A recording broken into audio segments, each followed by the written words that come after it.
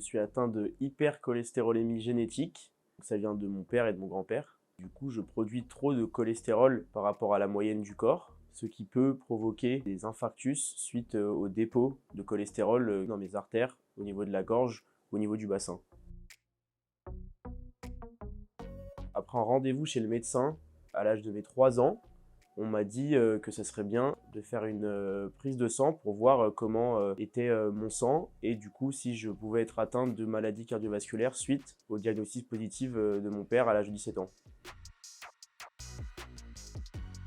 Alors les contraintes, c'est surtout au niveau de la nourriture, c'est-à-dire que depuis que je suis petit, je suis suivi à la salpêtrière et par des nutritionnistes souvent. Tout ce qui est charcuterie, nourriture grasse ou beurre, j'ai dû consommer ça de façon moindre par rapport aux autres personnes de mon entourage. Au niveau de l'hôpital, j'ai dû faire des prises de sang avant. Maintenant, à l'âge de mes 22 ans, depuis 4-5 ans, c'est 1 à 2 fois par an. Avant, ça pouvait être 3-4 fois par an.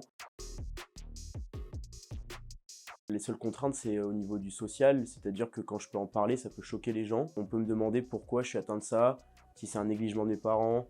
Ça peut porter un regard différent sur moi si j'explique pas la suite de mon histoire par rapport à mon grand-père et à mon père, alors que c'est juste génétique. J'ai un traitement qui était de base quand j'étais petit, une poudre qu'on met dans le jus d'orange que je devais boire tous les matins avant d'aller à l'école.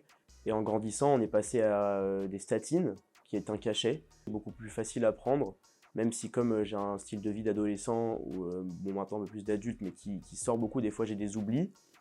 Et je me permets d'avoir des oublis justement parce que je suis rassuré, mais la nutrition est très importante et j'ai la chance d'avoir une mère qui a toujours fait beaucoup attention. Et du coup, j'ai toujours eu une façon de manger plutôt saine, ce qui a joué beaucoup dans mes résultats. Le message que j'aimerais faire passer, c'est qu'il ne faut vraiment pas se sentir différent. De nos jours, on a des super docteurs et des super traitements qui sont très efficaces, qui permettent un suivi permanent dans l'année.